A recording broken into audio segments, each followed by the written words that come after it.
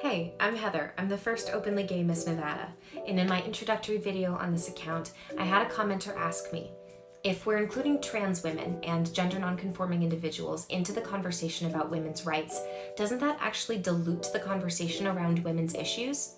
So let's talk about that. The women's rights movement has not been as inclusive as it should have been.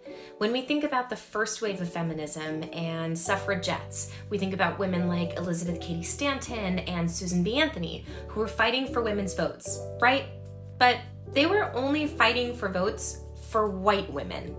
Then bam, it's the 1960s, and white feminists realize that women of color suffer under the same systems of oppression that white women do, namely misogyny. But of course, women of color suffer under way more systems of oppression than white women do, but nonetheless. And that same shift to incorporate more types of women into the women's rights movement is exactly what we're seeing now.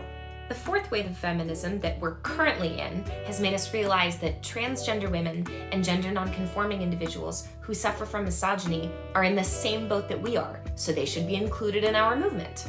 Transgender people are 4 times more likely to be the victims of violent crime than cisgender people are, and trans women disproportionately experience homelessness, suicide, and homicide. Instead of alienating would-be allies by pointing out the differences in our anatomy, let's focus on the fact that we have way more uniting us than we do separating us.